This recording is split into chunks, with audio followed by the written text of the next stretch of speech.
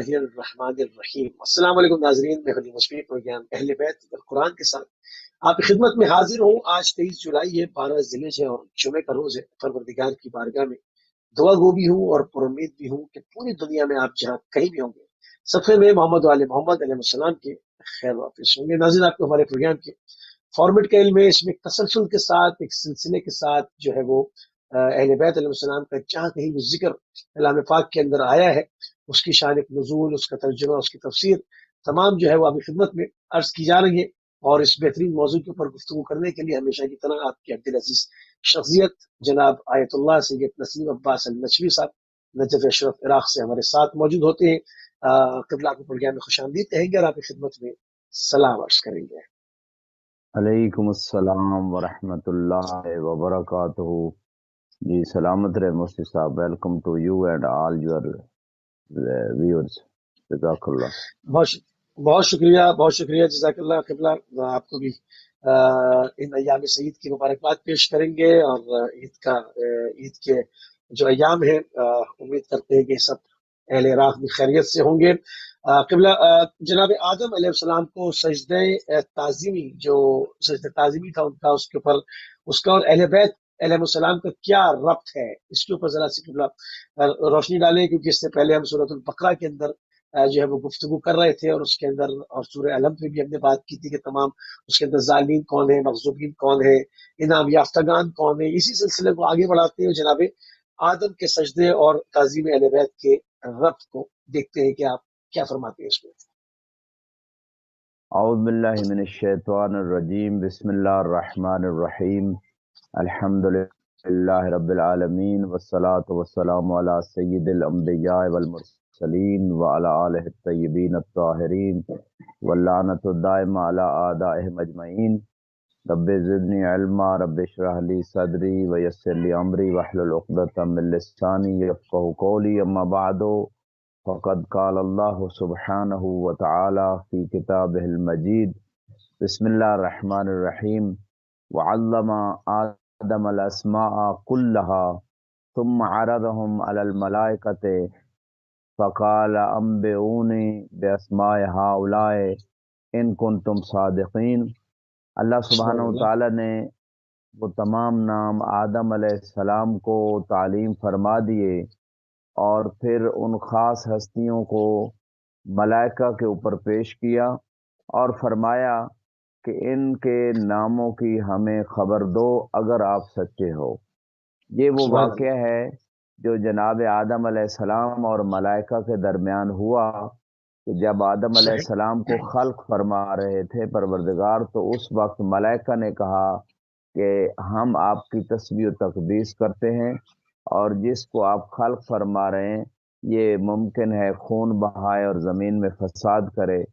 تو یہ ایک لمبا سلسلہ جو ایک پورا واقعہ قرآن کے اندر موجود ہے، اس ڈیٹیل میں نہیں جانا چاہتا۔ یہاں پہ ایک بات جو اللہ سبحانہ وتعالی نے سورہ بقرہ کی اس آیت میں ارشاد فرمائی ہے، اس میں پروردگار یہ بتانا چاہ رہا ہے کہ جو اسماء تھے، تمام چیزوں کے نام تھے، مختلف تفاسیر نے ہمیں بتایا کہ تمام چیزوں کے نام سکھا دیے گئے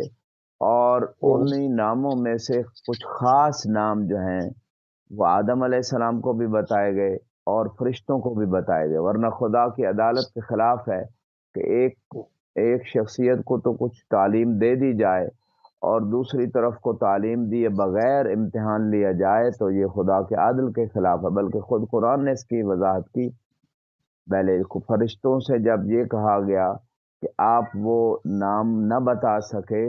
تو فرشتوں نے اقرار کیا لا علم لنا الا ما علمتنا، کہ ہمیں فقط اتنا ہی علم ہے جتنا آپ نے ہمیں تعلیم دی تھی۔ تو آدم علیہ السلام کو بھی وہ نام بتائے گئے، فرشتوں کو بھی وہ نام بتائے گئے، لیکن فقط فرق اتنا ہے کہ آدم علیہ السلام نے ان ناموں کو ان کی شخصیات اور انوار کے اوپر تطبیق فرما دیا کہ یہ محمد صلی اللہ علیہ وآلہ وسلم کا نور ہے، یہ علی کا نور ہے، یہ فاطمہ ہے، یہ حسن ہے، یہ حسین ہے۔ تو جب آدم علیہ السلام نے ان ہستیوں کو ناموں کو ان کی شخصیات کے ساتھ میچ کر دیا اور تطبیق کر دیا، تو اس وجہ سے آدم علیہ السلام کو اس معرفت اہل بیت کی وجہ سے خلافت الہی نصیب ہوئی اور خلیفۃ اللہ ہونے کے حقدار ہوئے، اور فرشتے یہ صحیح ایسے مرحلے کو طے نہ کر سکے جس وجہ سے وہ خلافت الہیہ سے محروم ہوئے۔ تو یہ سارا واقعہ جو موجود ہے قرآن کے اندر، اور اسی واقعے کی طرف جو ہے تفاسیر اور روایات اہل بیت علیہ السلام بتا رہی ہیں کہ آدم علیہ السلام کے حوالے سے یہ جو واقعہ تفسیر امام عسکری علیہ السلام میں امام حسین علیہ السلام سے روایت ہے، قال صحیح اللہ لاصحابہ بالتف کے روز عاشور یا شب عاشور، امام حسین علیہ السلام نے اپنے اصحاب سے فرمایا، وحدثکم باول امرنا وامرکم معاشر اولیائنا ومحبینا والمبغضین لعدائنا، کہ میں آپ کو ایک ایسی حدیث، ایسی خبر دے رہا ہوں کہ جو ہماری ابتدا کے بارے میں اور تمہارے یعنی شیعوں کے بارے میں بھی ہے، ہمارے دوستوں آپ کے بارے میں بھی ہے، اور ہمارے حبداروں کے بارے میں ہے، محبین والمبغضین لعدائنا، یہ ان لوگوں کے بارے میں یہ حدیث ہے کہ جو ہمارے دشمنوں سے دشمنی رکھتے ہیں۔ لیسہل علیکم احتمال ما انتم لہو مورزون، یہ حدیث امام حسین علیہ السلام کربلا میں اس لیے بیان فرما رہے تھے تاکہ جو مصیبت آنے والی ہے، جو مصائب آنے والے ہیں جنگ کی صورت میں، تاکہ آپ لوگوں کے لیے وہ اس کا تحمل کرنا، برداشت کرنا آسان ہو جائے۔ قالوا بلا یا ابن اللہ رسول اللہ، تو اصحاب امام صلی حسین اللہ علیہ السلام نے عرض کی، اے اللہ کے رسول کے بیٹے آپ وہ حدیث بیان کریں ہمارے لیے تاکہ ایمان میں اضافہ ہو اور یہ مصائب ہمارے لیے آسان ہو جائیں۔ آسان قال ان اللہ لما خلق آدم وسواہ علمہ اسماء کل شیء، کہ جب اللہ سبحانہ و تعالیٰ نے آدم علیہ السلام کو خلق فرمایا تو تمام چیزوں کے نام ان کو تعلیم فرما دیے۔ وعرضهم علی الملائکہ، اسی طرح ان ناموں کو ملائکہ کے اوپر بھی پیش کیا گیا۔ وجعل محمد صلی اللہ علیہ وآلہ وسلم وعلی وفاطمہ والحسن والحسین علیہ السلام صلی اللہ اشباہن خمسہ فی ظہر آدم علیہ السلام، تو ان پانچ تن پاک کے نور کی جو ہے اشباہ کو خدا نے آدم علیہ السلام کی پشت میں قرار دیا۔ وکانت انوارہم تضیف الآفاق من السماوات والحجب والجنان والکرسی والعرش، تو ان پانچ تن پاک کے جو نور تھے وہ نور پوری دنیا میں، آسمان میں، پردوں سے، جنتوں میں، کرسی، عرش، ان تمام چیزوں کو پانچ تن پاک کے نور منور فرما رہے تھے۔ امر صحیح الملائکہ بالسجود لآدم تعظیما لہو، تو اللہ سبحانہ وتعالیٰ نے ملائکہ کو حکم دیا کہ آدم علیہ السلام کی تعظیم کے لیے سجدہ کیا جائے، اور سجدہ تعظیمی تھا۔ وَأَنَّهُ قَدْ فَضَّلَهُ، اور آدم علیہ السلام کو فضیلت کیوں ملی؟ بِأَنَّ سبحان اللہ جَعَلَهُ وِعَاءً لِتِلْكَ الْأَشْبَاحِ، کہ اللہ سبحانہ وتعالیٰ نے آدم علیہ السلام کو ان پانچ تن پاک کے نور کے لیے ظرف قرار دیا، اس وجہ سے آدم علیہ السلام کو تعظیمی سجدہ ہوا اور آدم کو فضیلت ملی۔ التي قد عم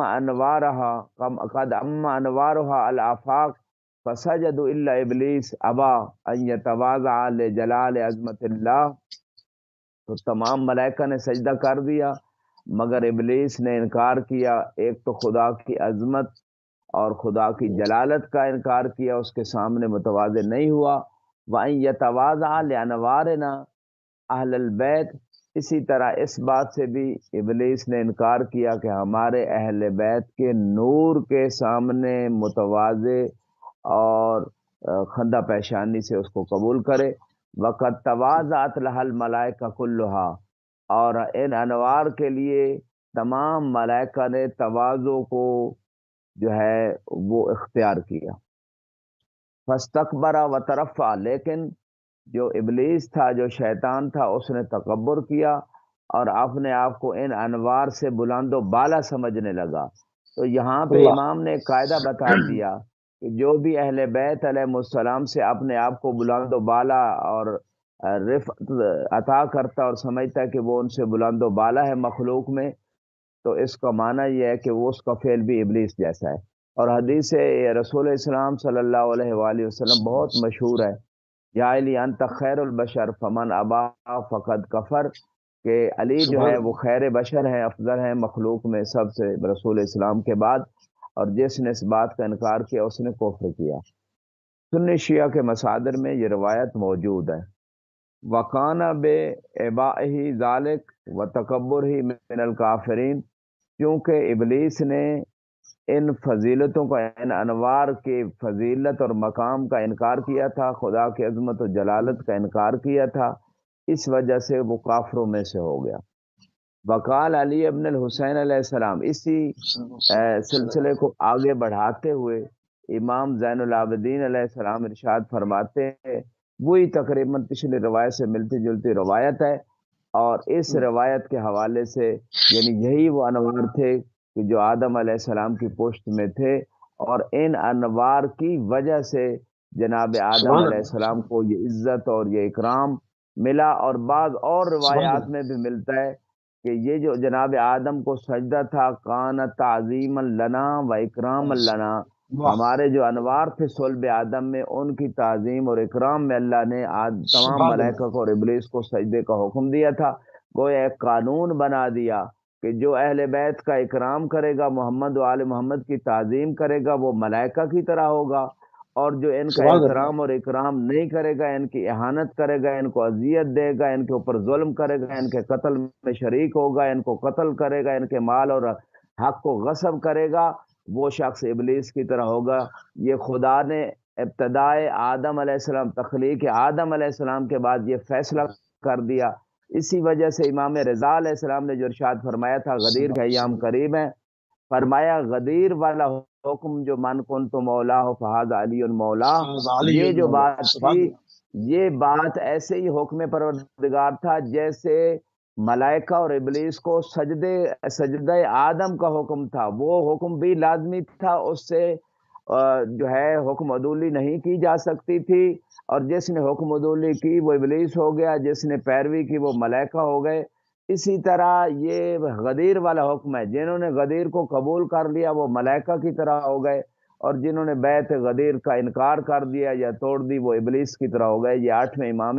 رضا علیہ السلام کا فرمان بھی اس مقام پہ موجود ہے۔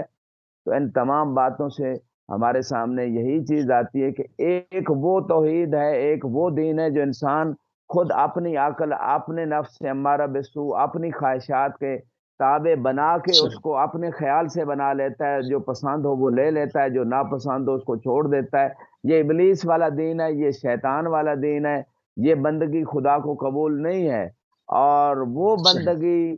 وہ دین، وہ تدین کہ جو مکمل پروردگار کی مرضی کے مطابق ہو، انسان کی اپنی خواہشات کا اس میں دخل نہ ہو، وہ خدا کی بندگی ہے، وہ دین دین اسلام ہے، اور وہ دین ہی خدا جو ہے نا اس کو یوم غدیر اسی دین کو مکمل کیا تھا۔ جی موسی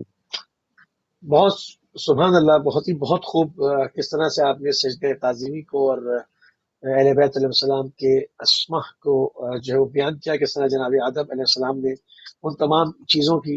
جو تعلیم دی گئی تھی اس کو بیان فرمایا۔ تھوڑی سی بات کو قبلہ جب وہ مزید آگے بڑھائیں گے اور ایک اور رخ کے ساتھ جو ہے اس کو گفتگو کریں گے کہ یہ واقعہ قرآنی واقعہ ہے، قرآن نے اس کو ڈیٹیل سے جو ہے وہ بیان فرمایا کہ جس شجر سے جناب آدم اور اما حوا کو اس کے قریب جانے سے منع کیا گیا تھا، ذرا اس کے بارے میں بھی بات ہو جائے کہ اس شجر کا جو ہے وہ کیا تعلق اہل بیت علیہ السلام سے بنتا ہے۔ جی بسم اللہ الرحمن الرحیم۔ اسی سورہ بقرہ میں ارشاد ہوتا ہے وَلَا تَقْرَبَا هَٰذِهِ الشَّجَرَةَ فَتَكُونَا مِنَ الظَّالِمِينَ، کہ اس درخت کے، اس شجرہ کے قریب نہ جانا، بس آپ دونوں ظالموں میں سے ہو جاؤ گے۔ یہاں پہ چونکہ آدم علیہ السلام اور حوا علیہ السلام کو پروردگار کا خطاب ہے اور ایک خاص شجرہ کی بات ہو رہی ہے، تو اس سے پہلے کہ میں شجرہ کی طرف آؤں، سب سے پہلے ظلم کی تھوڑی سی جو ہے وضاحت کرنا ضروری سمجھتا ہوں۔ ظلم کی 2 قسمیں بیان کی گئی ہیں، ایک ظلم ممدوح ہے، ایک ظلم مذموم ہے۔ یعنی ایک وہ ظلم ہے کہ جس کی اللہ اور اہل بیت کی نگاہ میں مذمت ہوئی ہے، اور ایک وہ ظلم ہے یعنی حد سے اپنی ہمت سے بڑھ کر کوئی بوجھ اٹھا لینا، کوئی ذمہ داری لے لینا، اپنے آپ کو تھکاوٹ میں ڈال کے، جیسے لوگ کربلا کتنے 100 کلومیٹر 20 دن پیدل چل کے بصرے سے کربلا آتے ہیں، نجف سے کربلا جاتے ہیں، بغداد سے، مختلف شہروں سے، تو سخت گرمی میں تمام مشاکل مسائب تحمل کر کے قربتاً اللہ رضائے پروردگار کے لیے امام حسین کی محبت میں یہ جو صعوبتیں اٹھاتے ہیں، یہ ظاہری طور پہ کچھ لوگ یہ سمجھتے ہوں گے کہ یہ اپنی جان کو اپنی جان کے اوپر جو ہے ظلم کیا جا رہا ہے، تو اس قسم کا ظلم اس کو ممدوح کہا گیا ہے۔ اس سے خدا کی بارگاہ میں، خدا کی بارگاہ میں انسان بلند ہو جاتا ہے، اس کے مرتبے میں اضافہ ہو جاتا ہے۔ اب یہاں پہ یہ کہنا چاہوں گا کہ آدم علیہ السلام کا جو قضیہ ہے قرآن میں، تباً انہوں نے کوئی گناہ نہیں کیا، ولم نجد لہو عزما، خود اللہ نے گواہی دی ہے قرآن میں کہ آدم علیہ السلام کا کوئی عزم نہیں تھا، اضلہم الشیطان، وہ تو شیطان نے پھسلا دیا، تو وہ تو کوئی معصیت نہیں تھی بلکہ ترک اولا تھا۔ اور جو اولیاء اللہ ہے، جو انبیاء ہیں، ان کا مقام یہ ہے کہ وہ ترک اولا کو بھی اپنی نگاہ سے یا اس خدا کی نگاہ سے اس کو ظلم سمجھتے ہیں، حالانکہ وہ گناہ نہیں ہوتا۔ تو یہ مختصر سی بات تھی، یعنی آدم علیہ السلام کی عصمت کے حوالے سے۔ تو اب آتے ہیں آپ کے اس کویسچن کی طرف کہ یہ جو شجرہ ہے، یہ شجرہ کیا ہے؟ خلاصہ میں عرض کر دیتا ہوں،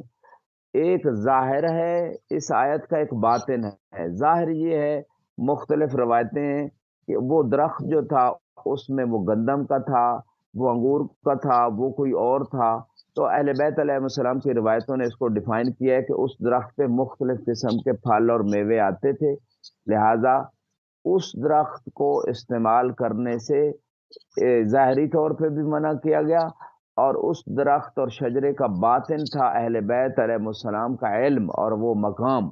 کہ آدم علیہ السلام کو منع کیا گیا تھا کہ اس علم اور اس مقام کی تمنا نہ کرنا کہ جو محمد و آل محمد کو اللہ نے عطا کیا ہے، کیونکہ اگر سبحان اس اللہ مقام کی تمنا کرو گے تو خصوصی امتحان دینا پڑے گا، جیسے کہ پھر انہوں نے تمنا کی شیطان کے ورگلانے پہ، ترک اولا کیا، اور اس کے بعد خدا نے ان کو امتحان میں ڈالا، بہت لمبا سلسلہ رہا ابتلا کا، آدم و حوا جدا ہو گئے، اور اس امتحان میں کامیاب ہونے کے بعد پھر وہ جو ترک اولا کی توبہ قبول ہوئی، وہ بھی اہل بیت کے ناموں کے صدقے میں، جیسے کہ ان قریب بات آئے گی، اور پھر خدا نے آدم علیہ السلام کو بلند مقام عطا فرما دیا۔ ان اللہ اصطفیٰ آدم، قرآن میں کہ اللہ نے آدم کو مصطفیٰ بنا دیا، برگزیدہ اور چنا ہوا بندہ بنا لیا۔ اب یہاں پہ جو ہے شجرہ کی جو بارے میں آپ نے کوسچن کیا، امام علیہ السلام فرماتے ہیں کہ اللہ نے جب ابلیس پہ لعنت کی، ان اللہ عز و جل لما لعن ابلیس بآبائہ، اس نے انکار کیا اس تعظیم کا، اس سجدے کا، واکرم الملائکہ بسجودہا، اور ملائکہ کا احترام کیا خدا نے، ان کو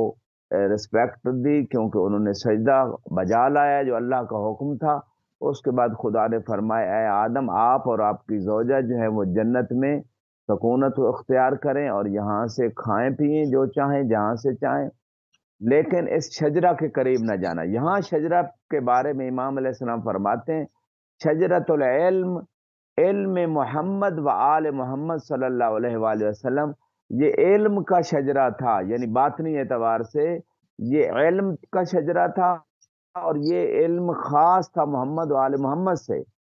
آثرہم اللہ بہی دون سائر خلق ہی، اللہ سبحانہ و تعالیٰ یہ خاص علم جو ہے وہ تمام مخلوقات کو نہیں دیا سوائے محمد و آل محمد کے، فإن آل محمد و آل محمد خاصہ دون غیرہم لا یتناول منہا بعمر اللہ الا ہم، اس خاص علم سے وہی لے سکتا ہے اللہ کی اجازت سے جن کو اللہ نے اجازت دی، اور وہ محمد و آل محمد ہے۔ وَمِنْهَا كَانَ يَتَنَاوَلُ النبی صلی اللہ علیہ وآلہ وسلم وعلی و فاطمہ والحسن والحسین،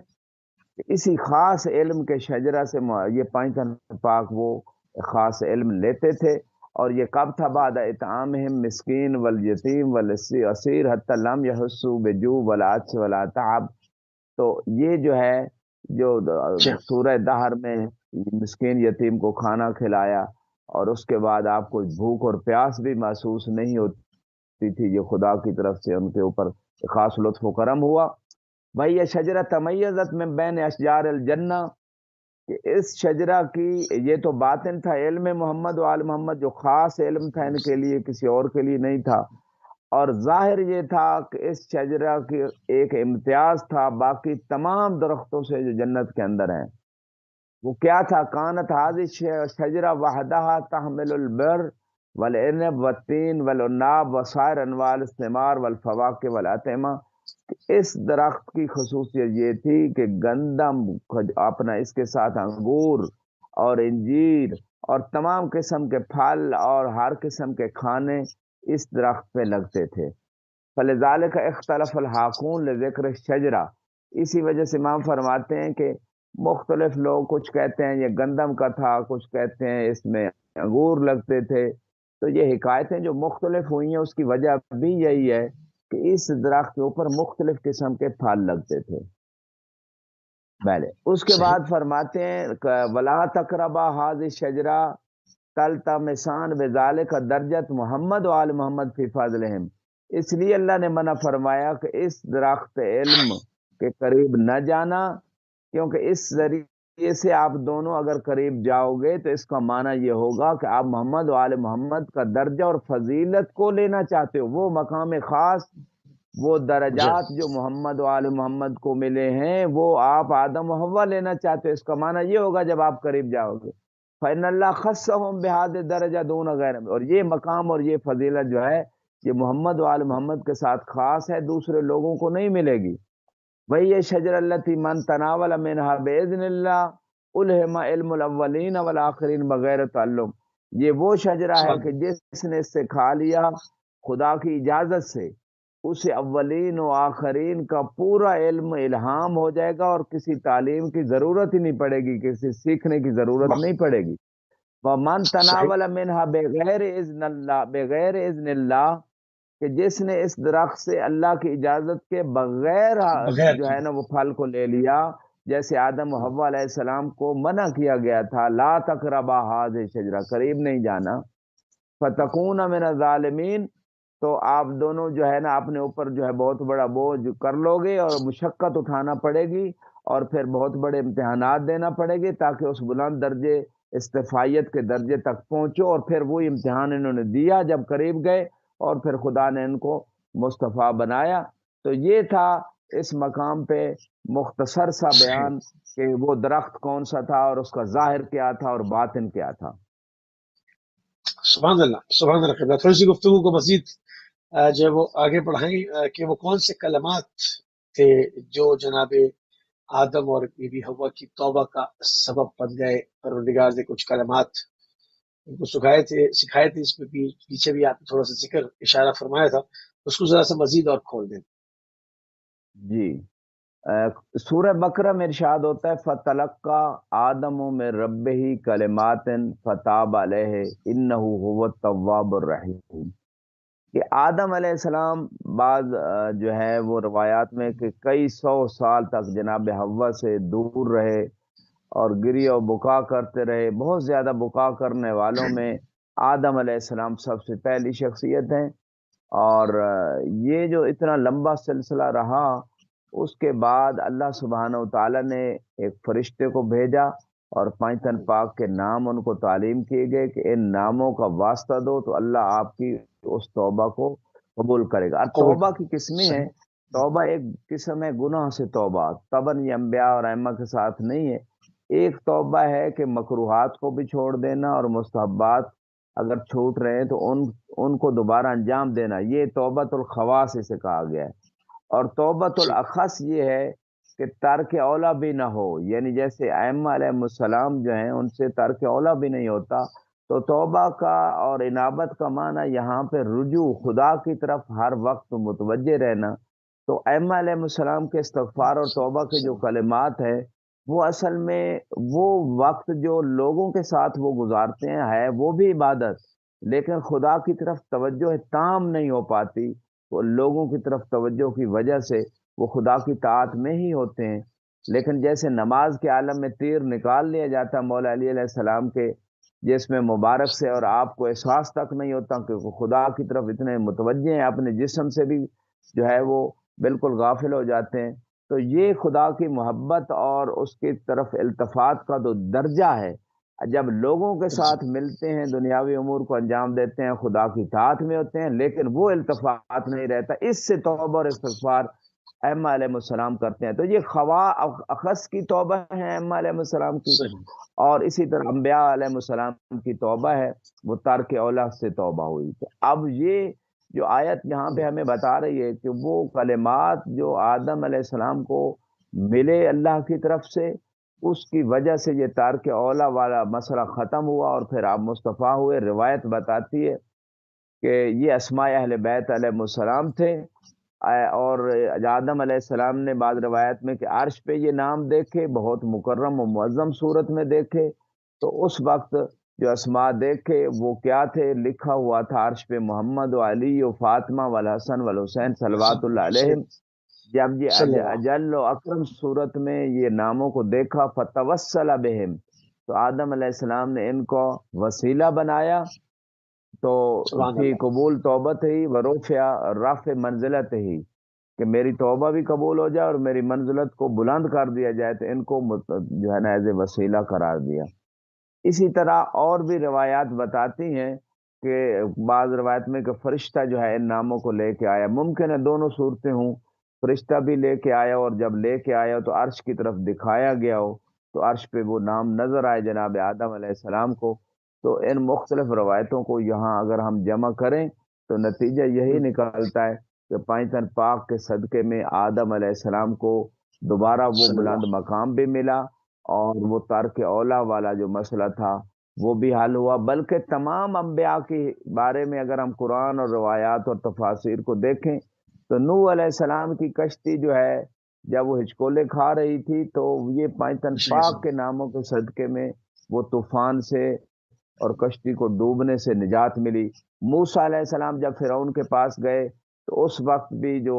ان کو خوف تھا کہ کہیں فرعون مجھے قتل نہ کر دے، حالانکہ موسیٰ و ہارون دونوں بھائی تبلیغ کے لیے گئے تھے. اذهبا الی فرعون انہ طغی، قرآن بتا رہے کہ اللہ نے حکم دیا کہ آپ دونوں بھائی فرعون کی طرف جائیں کیونکہ وہ اس نے سرکشی کی ہے. لیکن اس حالت میں بھی صحیح. خوف زدہ تھے جناب موسیٰ علیہ السلام. تو اس وقت بھی روایات بتاتی ہیں کہ مولا علی علیہ السلام نے آ کے عالم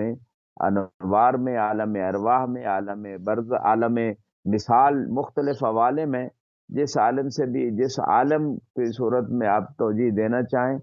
آ کے خصوصی جی. طور پہ موسیٰ علیہ السلام کی مدد کی. مختلف انبیاء کی مدد کے حوالے سے اہل بیت علیہ السلام کا ذکر ہے، کبھی ان کے ناموں کے ذریعے سے مدد، کبھی ان کے وہ عالم مثالی والے جسم کے ذریعے سے مدد. یہ جسمان، یہ بشری جسم نہیں تھا لیکن وہ مثالی، صحیح. جیسے نیند میں انسان جو ہے کہیں سے کہیں پہنچا ہوتا ہے، مثالی جسم میں اس کی روح سفر کر رہی ہوتی. یہ تقریب ذہنی کے لیے مثال عرض کرو. تو تمام اور رسول السلام کا فرمان بھی موجود ہے، یا صحیح. علی کن بہت تمال انبیاء سرن و مائی جہرن، اے علی آپ باقی انبیاء کے ساتھ چھپ کر ان کی مدد کرتے رہے اور میری جو ہے ظاہر ہو کے آپ نے مدد کی ہے. تو یہ خدا کی دی ہوئی طاقت سے ہے، تبن خدا کا لطف ہے، خدا کا کرم ہے، اور اس میں کوئی شائبہ نہیں ہے. یہ علی علیہ السلام کی افضلیت اور ان کے مقام اور عظمت اور قدرت کا اس میں اظہار ہوتا ہے. اور اس قدرت اور علم کے اظہار میں اللہ کی عظمت اور اللہ کی طاقت اور قدرت اور معرفت میں اضافہ ہوتا ہے. ہماری معرفت میں خدا کی نسبت اضافہ ہوتا ہے. اور اضافہ ہوتا خدا ہے. کو جیسے محمد، کوئی اور مخلوق اتنی وسعت نہیں رکھتی کہ وہ اس معنی میں، اس کمال میں صحیح. ہم پروردگار کی معرفت حاصل کر سکیں. جزاکم اللہ. بہت شکریہ، بہت شکریہ. تھوڑا سا اور گفتگو کو مزید تھوڑا سا اور پھیلاتے ہیں کلمات جن کی وجہ سے جناب آدم علیہ السلام کی توبہ قبول ہوئی، اس کے اوپر آپ نے سیر حاصل گفتگو فرمائی. دنیا کی خاطر جو لوگ محمد علیہ السلام کا انکار کر دیتے ہیں، اس کی قرآن میں کیا مذمت وارد ہوئی ہے، کیا کہا گیا ہے؟ قرآن مبارک میں ارشاد رب العزت ہوتا ہے ولا تشترو بے آیاتی سمنن کلیلن وَإِيَّايَ فَاتَّقُونَ، کہ میری آیات کے ذریعے سے تھوڑی قیمت نہ لو اور مجھ سے ڈرو. یہ پروردگار نے سورہ بقرہ میں ارشاد فرمایا ہے کہ بعض اوقات لوگ جو ہیں وہ اپنی دنیا کی خاطر اپنی آخرت کو بیچ ڈالتے ہیں اور تھوڑی سی قیمت لیتے ہیں. یہ دنیا وما فیہا، یہ اللہ کی نگاہ میں بہت کم اس کا مقام ہے، گویا بلکہ مقام ہے ہی نہیں، بہت کم ویلیو رکھتی ہے یہ پوری دنیا. خدا کی نگاہ میں اگر کسی چیز کی عظمت ہے یا کامیابی قرار دیا تو وہ جنت کو قرار دیا۔ ورضوان من اللہ اکبر، کہ اللہ کی رضا حاصل ہو جانا یہ سب سے بڑی چیز ہے۔ لہذا خدا کی نگاہ میں اس دنیا کی کوئی قیمت نہیں۔ ہر زمانے کے درباری ملاؤں کو اور دین کو دنیا کے لیے فروخت کرنے والوں کے لیے خدا نے یہ میسج دیا ہے کہ میری نشانیوں کو تھوڑی قیمت کے بدلے میں جو ہے نا بیچنا نہیں ہے، خسارے میں خود ہی ہوگے، اور یہ تقوی کے خلاف ہے، لہذا پرہیزگاری کو اختیار کرو۔ بہت سارے لوگوں کو آپ نے دیکھا ہوگا اہل بیت جی علیہ السلام کی شان میں جو آیتیں اتری، ان کو اہل بیت کے دشمنوں کے لیے تھوڑے پیسے لے کے منسوب کر دیا گیا، یا اہل بیت کے دشمنوں کے لیے جو مذمت میں آیتیں آئیں ان کو تھوڑے پیسے لے کے جو اس وقت کے درباری دنیا دار محدثین و فقہا یا مولوی حضرات تھے، انہوں نے دشمنان اہل بیت والی مذمت والی آیات کو اہل بیت کی طرف نسبت دینے کی کوشش کی، اور یہ واقعات تاریخ میں موجود ہیں کہ وَمِنَ النَّاسِ مَن يَشْرِي نَفْسَهُ ابْتِغَاءَ مَرْضَاتِ اللَّهِ، کہ لوگوں میں سے ایک ایسی ہستی بھی ہے جو اللہ کے رضاؤں کے حصول کے لیے اپنی جان کو بیچ ڈالتی ہے۔ حالانکہ یہ آیت خود مولا علی کی زندگی میں رسول اسلام صلی اللہ علیہ وسلم جب شب ہجرت تشریف لے گئے مولا علی کی شان میں آئی ہے، اور قرآن جو ہے وہ مولا علی علیہ السلام کی زندگی اور رسول اسلام کی زندگی میں جب یہ مکمل ہو گیا تو ابن ملجم ملعون جو تھا اس نے جب امام پہ وار کیا، جو ظلم کیا، وہ تو رسول اسلام کی زندگی کے بعد کا واقعہ ہے۔ یہ خود قرآن کی آیت اور شان نزول بھی بتا رہا ہے کہ یہ ابن ملجم کی شان میں ہو ہی نہیں سکتا، ٹھیک ہے۔ جی لیکن دشمنان اہل بیت نے بعض ملاؤں کو خرید کے پہلے تھوڑے پیسے آفر کی، اس نے اس پہ جو ہے نا راضی نہ ہوا۔ جب زیادہ مقدار میں اس کو آفر کی گئی کہ یہ آپ ممبر پہ بیان کریں کہ نعوذ باللہ یہ ابن ملجم ملعون کی بارے میں یہ آیت آئی کہ اللہ کے رضا کے لیے وہ اپنی جان کو بیچ ڈالتا ہے، حالانکہ یہ مولا علی کی شان میں آئی تھی۔ اس طرح جی لوگوں نے تھوڑی قیمت لے کے خدا کی آیتوں کو بیچنے کی، یہ پچھلی امتوں میں بھی ہوتے رہے، اس وقت کے جو دنیا دار علماء تھے وہ ایسا کرتے رہے، اور اسی طرح جو ہے علد الخصام والی جو آیت ہے، تو بہت سارے اس حوالے سے تاریخی روایات ہیں کہ اس کو صحیح اب یہاں پہ امام علیہ السلام فرماتے ہیں کہ بسم اللہ اللہ سبحانہ و تعالیٰ نے حکم دیا کہ اس میں تھوڑا پہلے بھی ہے وَآمِنُوا بِمَا أَنزَلْتُ مُصَدِّقًا لِمَا مَعَكُمْ، کہ ایمان لے آؤ کہ جو کچھ میں نے نازل کیا، یعنی خدا کہہ رہے اس بات کی تصدیق کرو، وَلَا تَكُونُوا أَوَّلَ كَافِرٍ بِهِ، اور یہ پہلے کفر کرنے والوں میں سے نہ ہو جاؤ، اور میری آیتوں کو تھوڑی قیمت کے بدلے میں فروخت نہ کرو اور مجھ سے ڈرو۔ تو اس میں بعض امتوں کو یہ حکم دیا گیا کہ جو رسول اسلام پہ نازل ہوا من ذکر نبوت ہی و امبا امامت اخیہ علی، کہ جو اس بات کا حکم نازل ہوا کہ علی علیہ السلام جو ہیں وہ رسول اسلام کے بھائی ہیں، امام ہیں، اس بات کو جو ہے اس پہ ایمان لے آؤ، اور رسول علی کی جو اطرت ہے وہ اطرت ہے ہی، یا رسول اسلام کی جو اطرت ہے اس پہ، اس کی امامت پہ بھی ایمان لے آؤ۔ الطیبین جو اطرت طیبہ ہے، مصدقا لما معکم فإن مثل هذا ذکر فی کتابکم، اس طرح کی بات آخری رسول کی نبوت اور 12 ائمہ کی امامت، ان پہ ایمان لانا تمہاری پچھلی کتابوں میں بھی ذکر ہوا ہے، اور وہ اور کیا ذکر ہوا ہے، ان محمد النبی سید صلی اللہ الاولین والآخرین، کہ محمد صلی اللہ علیہ وسلم نبی بھی ہیں اور آخرین و اولین کے سردار بھی ہیں، یہ بھی تمہاری کتابوں میں ذکر ہوا۔ وخلیفۃ رب العالمین، اور اللہ کے خلیفہ ہیں رسول اسلام، فاروق الامہ و باب مدینۃ الحکمہ، امت کے فاروق ہیں اور حکمت کے شہر کے دروازے ہیں، وہ وسیع رسول الرحمہ، اور اسی طرح جو ہے عفواً اس میں ایک جملہ پہلے تھا المؤید بسید الوسیین، کہ یہ جو آخری نبی ہیں یہ وسیعوں کے سردار کے ذریعے سے ان کی تائید ہوئی ہے، اور وہ وسیع جو ہیں وہ اللہ کی طرف سے خلیفہ ہیں، امت کے فاروق ہیں یعنی علی ابن ابی طالب، اور حکمت کے شہر کے دروازے ہیں، رسول رحمت کے وسیع ہیں۔ ولا تشتروا بآیاتی المنزلہ لنبوت محمد و امامت علی و طاہرین من اطرتہ ثمنا قلیلا، کہ یہ جو آیتیں آئی ہیں رسول اسلام کی نبوت کے بارے میں اور علی اور اولاد علی کی امامت کے بارے میں، ان آیتوں کے ذریعے سے تھوڑی قیمت ان کو فروخت کر کے تھوڑی قیمت نہ لو، بین تجہدو نبوت النبی والامامت الامام علیہ السلام، صلی کہ اللہ علیہ کیسی وسلم. تھوڑی قیمت لوگے کہ دنیا دار لوگوں کو راضی کرنے کے لیے جو ہے آپ رسول کی نبوت کا انکار کر دو یا علی اور اولاد علی کی امامت کا انکار کر دو۔ بات بھی کر ابھی آپ دیکھیں بالکل موسی صحیح. صاحب، جو اکثر فرقے ہیں وہ اہل بیت علیہ السلام کی امامت کا اقرار اس لیے نہیں کرتے بلکہ انکار کر دیتے ہیں بعض لوگ تو،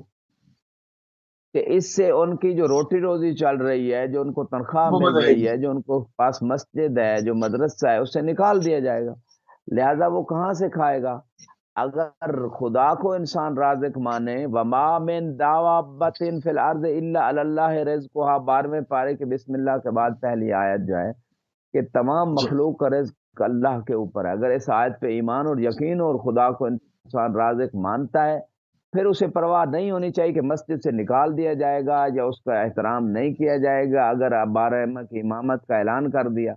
تو یہ آیت ایسے لوگوں مولویوں کے بارے میں، ہر دور کے ملاؤں کے بارے میں ہے کہ جو جانتے ہیں کہ رسول اسلام نے انہی کے بارے میں وصیت کی، غدیر کے کو جانتے ہیں، خلفائی اثنا عشر وکل من قریش والی جی. حدیث سنی شیعہ اللہ کتابوں میں ہے قریش. کہ میرے 12 خلیفے اور سب قریش سے ہیں۔ اسی قریش طرح صحیح. انی تارکن فیکم الثقلین والی حدیث، کتاب اللہ و عطرتی اہل بیتی، کہ اللہ کی کتاب اور میری عطرت اہل بیت والی حدیث بھی بے متواتر ہے۔ شک صحیح. تو آپ یہ ساری باتیں جاننے کے باوجود نہیں بتا رہے عوام کو کہ چند پیسوں کی خاطر، چند ٹکوں کی خاطر اللہ کی آیات کو جی اور رسول اسلام کے فرامین کو چھپاتے ہیں۔ تو چھپا اس رہے سے ہیں بالکل نقصان صحیح. کیا گا؟ حالانکہ خدا کے اوپر یقین ہو تو اگر وہ مومن اور شیعہ بھی ہو جاتے ہیں وہ ملا، تو تباً ایسے مولویوں کو کوئی اور وسیلہ بن جائے گا، مجلسیں پڑھ بالکل سکتے ہیں، صحیح. مساجد مل سکتی ہیں، خدا کو جب رازق مانتے ہیں کام کر سکتے ہیں، اپنے ہاتھ سے رزق حلال کما سکتے ہیں، لیکن تھوڑی سی قیمت کے لیے وہ حق کو چھپاتے ہیں اور ان آیات کو چھپاتے ہیں جو اہل بیت کی شان میں آئی ہیں۔ تو یہ آیت جو ہے بہت اللہ زیادہ ایسے لوگوں کے بارے میں ان کی مذمت کر رہی ہے۔ بالکل صحیح. اور اس اچھا. جی اس کے بعد جو ہے موسی صاحب مزید آگے ارشاد ہوتا ہے، بیان تجہد اچھا کچھ لوگ نبوت حق کو نبی و باطل سے ملا امامت بھی دیتے ہیں. جی کچھ جی حق کو اور باطل کو بھی مکس کر دیتے ہیں، اس کو بھی شامل کر لیتے ہیں تھوڑا سا. جی جی، یہ آپ کا اگلا سوال انشاءاللہ اس پہ میں آؤں گا اس مقام پہ۔ ابھی یہ وہی پچھلی بات چل رہی ہے، وَإِيَّا يَفَتَّقُونَ فِي کتمان عمر محمد و عمر وسیع یہی کہ اللہ فرما رہا ہے کہ یہ رسول اسلام کی نبوت اور اس کے وسیع کے عامر کو چھپانے میں مجھ سے ڈرو، کہ رسول اسلام نے کس کو اپنا وسیع بنایا، کس کو امام اللہ بنایا، اس مسئلے کو چھپانے میں مجھ سے ڈرو۔ خدا ڈرا رہا ہے اپنے اللہ آپ سے، لیکن لوگ ڈرتے اللہ نہیں۔ اور جب خطبہ اللہ. غدیر رسول اسلام نے دیا، جو سنی شیعہ کتب میں 11 جلدوں میں علامہ امینی نے غدیر میں اس بات کو ثابت کیا ہے، اور حتیٰ کہ انہی کتابوں سے لے کر ڈاکٹر طاہر القادری نے بھی جو ہے وہ سیف جلی علیہ منکر ولایت علی اردو میں کتاب لکھ دی ہے کہ اہل سنت کے 50 سے زیادہ مصادر میں جو یہ غدیر والی حدیث آئی ہے اور متواتر ہے اور یقینی ہے، اور اس سے مراد وہی حاکم مولا سردار ہے۔ تو اس بات کو چھپا رہے مولوی۔ ٹھیک ہے، طارق جمیل صاحب نے ہمت کی، حوصلہ کیا، خدا پہ ایمان رکھتے ہوئے اہل بیت کی محبت کا اظہار بھی کر رہا ہے، اور یہ بھی اس نے صراحتاً کہہ دیا کہ جناب یہ سردار اور آقا ہی مراد ہے، من کون تو مولا سے۔ جو شیعہ کہہ رہے ہیں وہ ٹھیک کہہ رہے ہیں، یہی تو کچھ مولانا صاحبان ہیں جو حقیقت کو نہیں چھپا رہا، بیان کر رہے ہیں، اگرچہ ان کی مخالفت ہو رہی ہے، لیکن ایسی مخالفت کی پرواہ نہیں کرنی چاہیے، کیونکہ رسول اسلام بھی جب حق بات لے کے آئے مکے کے اندر تو ان کی بھی مخالفت ہوئی، مدینے گئے پھر بھی جنگیں مسلط ہوئیں، اور آج تک جنگیں لڑی جا رہی ہیں رسول اسلام اور ان کی فکر کے خلاف اور ان کی آل کے خلاف اور ان کے چاہنے والوں کے خلاف۔ تو یہ تو سلسلہ جاری رہے گا حق و باطل کا۔ لہٰذا جو لوگ اہل علم ہیں انہیں اللہ سے ڈرنا چاہیے، خدا یہ کہہ رہے، اور رسول اسلام کے جو اوصیاء ہیں، جو ان کے خلیفہ ہیں، جو ان کے جانشین ہیں، ان کے امر کو ظاہر کرنا چاہیے، اور اگر چھپائیں گے تو خدا کے جو ہے وہ حکم کے خلاف جا رہے ہیں اور خدا سے ڈر نہیں صحیح. رہے، یعنی لوگوں سے ڈر رہے ہیں اور خدا سے نہیں ڈر رہے۔ اور جب خدا سے نہیں ڈر رہے تو اس کا معنی یہ ہے لوگوں سے ڈر کر جو لوگ دین چھپاتے ہیں ان کے پیچھے تو نماز ہی جائز نہیں۔ تو یہاں پہ امام علیہ السلام مزید آگے بیان فرماتے ہیں فَإِن لَمْ تَتَّقُوا لَمْ تَقْدَحُوا فِي نَبُوَّةِ النَّبِيِّ وَلَا فِي وَصِيَّةِ الْوَصِيِّ بَلْ حُجَّجُ اللَّهِ عَلَيْكُمْ قَائِمًا۔ اللہ کی طرف سے گویا امام ایک بیان دے رہے ہیں اور فرما رہے ہیں اگر آپ لوگ تقوی اختیار نہیں کرو گے اور نبی کی نبوت کو چھپاؤ گے یا ائمہ کی امامت کو چھپاؤ گے تو اس سے کوئی فرق نہیں پڑنے والا۔ نبی کی صحیح۔ نبوت اچھا جاری یہ رہے گی، وسیع کی وصایت جاری رہے گی اور حجتیں تمہارے اوپر قائم رہیں گی۔ قائم رہے گی۔ یہاں پر ایک ضمن ایک نقطہ اٹھانا چاہتا ہوں کہ جس طرح سے آپ نے فرمایا کہ اس کی پیچھے نماز بھی جائز نہیں ہے جو مولا امیر المومنین کی ولایت کا منکر ہے، یعنی اگر اب اس میں دو چیزیں آ جاتی ہیں، بہرحال جو ایک عالم دین ہے اس پر کیسے نہیں ظاہر ہے کہ کون حق پر ہے اور کون باطل پہ، یقیناً وہ کسی بھی فرقے کا عالم ہو جس کو آپ عالم کہہ سکتے ہیں، جس نے 4 کتابیں پڑھی ہیں، جس نے ایک سسٹم سے ایک پروسیس سے اپنے آپ کو گزارا ہے، تو اس پر حق واضح ایک وقت آتا ہے کہ انسان کے اوپر حق واضح ہو جاتا ہے کہ کون حق پر ہے اور کون حق پہ نہیں ہے۔ کہ ایسا انسان جو سب کچھ جانتے ہوئے مولا امیر المومنین کی کے حق کی حمایت نہیں کرتا اور اس کے اگینسٹ کھڑا ہوا ہے، اور بین المسلمین کے لیے ہم اگر اس کو لے آئیں اور اپنی مسجد میں اس کو آگے کھڑا کریں اور خود اس کی اختتام میں نماز پڑھیں، تو کیا ہماری نماز ہو جائے گی قبلہ؟ بہت امپارٹنٹ کوشچن مصری صاحب آپ نے اٹھایا ہے۔ فقہا کے اندر یہ بحث ہے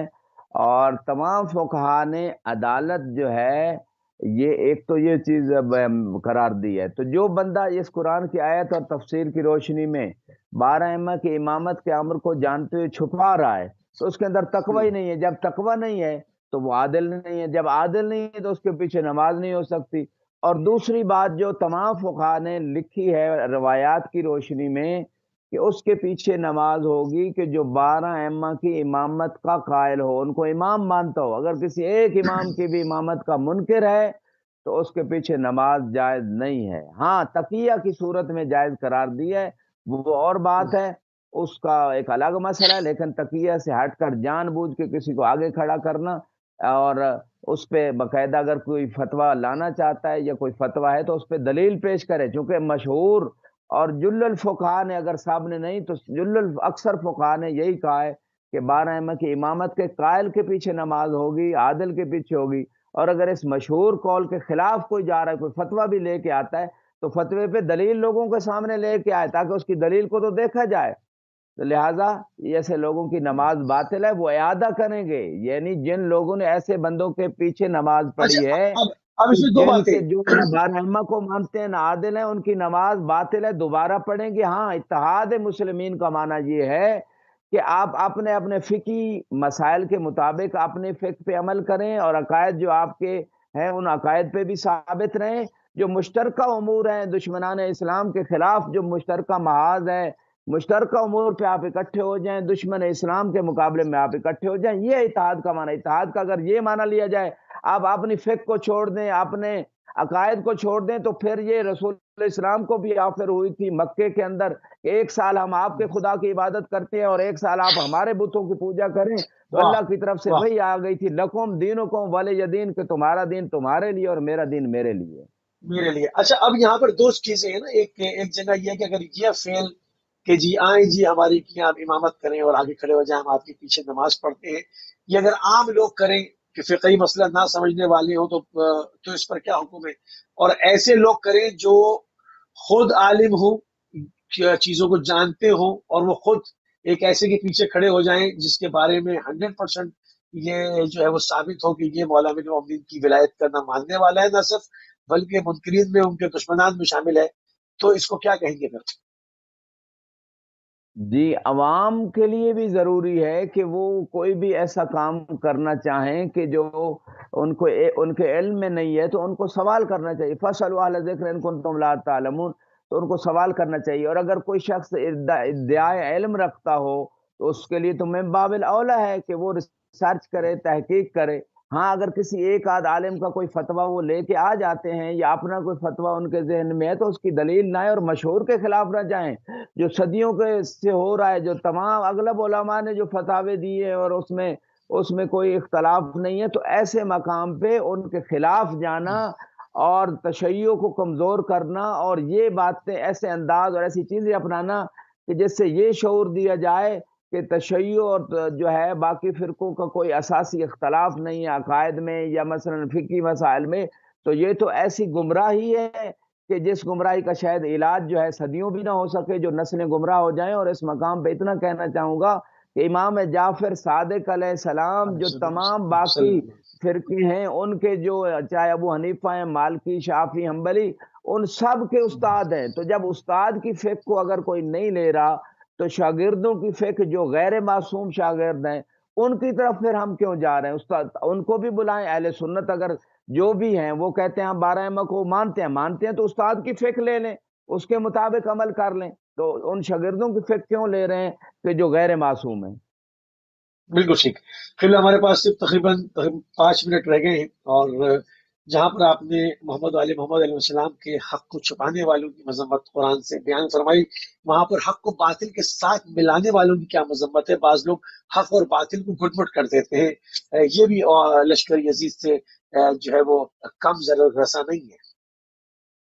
جی جی جی بالکل، آپ نے ریلیٹڈ کوشچن، اگلی آیت میں یہی بات موجود ہے، حق و باطل کو ملا کے پیش کر دینا اور نسلوں کو گمراہ کر دینا۔ وَلَا تَلْبِسُوا الْحَقَّ بِالْبَاطِلِ وَتَكْتُمُوا الْحَقَّ وَأَنْتُمْ تَعْلَمُونَ۔ حق کو باطل سے نہ ملاؤ اور حق کو چھپاؤ نہیں، اس حالت میں کہ آپ جانتے بھی ہو۔ تو یہ وہی بات جو آپ کوشچن کر رہے تھے، لوگ حق کو جانتے ہیں کہ یہ حق ہے یہ باطل ہے، اس کے بعد دونوں کو مکس کر کے ایک نئی چیز لانا چاہتے ہیں۔ یہ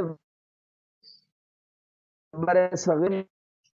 سے اکبر بادشاہ نے ایسا ہی قانون، وہ اس نے ایک نیا رول لے کے آیا تھا، نیا، اور اپنے ملک کو چلانے کے لیے، اپنی حکومت کو جو ہے نا مضبوط کرنے کے لیے، سب لوگوں کو راضی کرنے کے لیے اس نے ہندوؤں سے کچھ چیزیں لے لیں، سکھ سے لے لیں، مسلمانوں کے مختلف فرقوں سے لے لیں، بت پرستوں سے لے لیں، تو مختلف ادیان سے اس نے چیزیں لے کے ایک نیا دین، جسے دین اکبری کہا جاتا ہے۔ میرے خیال میں آج بھی کچھ لوگ اتحاد کے نام پہ، جو اتحاد کے صحیح کنسیپٹ سے واقف نہیں، وہ اتحاد جو ائمہ کی سیرت میں ہے، جو اسلام کے نقطہ نگاہ سے اس اتحاد کو چھوڑ کے اپنے ذہن کا بنایا وہ اتحاد لوگوں پہ اور نئی نسل پہ لاگو کرنا چاہتے ہیں، اور چند دنیاوی فائدوں کے لیے، اور وہ دنیاوی فائدے بھی انہیں میسر نہیں ہوتے اور وہ چیزیں بھی انہیں نہیں ملتی، چند چیزیں پیش کر کے وہ چیزیں انہیں میسر نہیں ہوتی۔ لہذا ایک ایسا دین کچھ لوگ لانے کی کوشش کر رہے ہیں کہ نہ وہ اصلی تشیع ہے،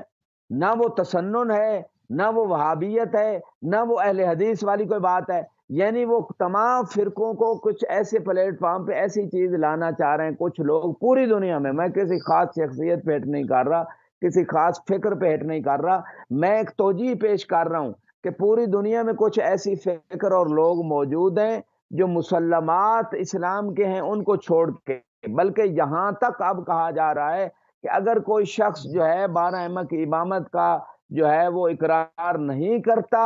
تو اس کا کوئی اسلام سے دخل، بنیادی دخل نہیں ہے۔ اصول اسلام ہی وہ 3 کہہ رہے ہیں،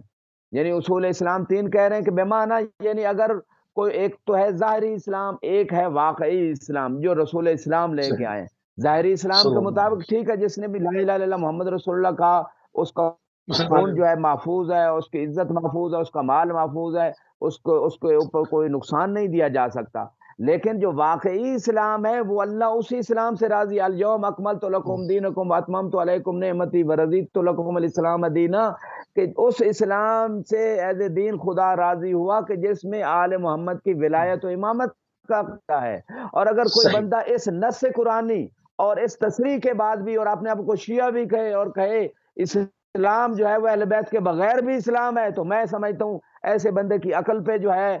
ماتم کرنا چاہیے، اور ایسے بندے کے علم پہ بھی ماتم کرنا چاہیے جو قرآن کی ایسی نصوص کے ہونے کے باوجود، ائمہ کی ایسی تصریح کے ہونے کے باوجود، اور اعمال باطل ہیں جن کے پاس 12 ائمہ کی امامت و ولایت کا عقیدہ نہیں، ان کے اعمال ہی قبول نہیں، واضح روایات اور زیارات بھری پڑی ہیں اور علماء کے فتاوے بھی موجود ہیں، اس کے باوجود لوگ پتہ نہیں کہاں سے کہاں اصلی دین کو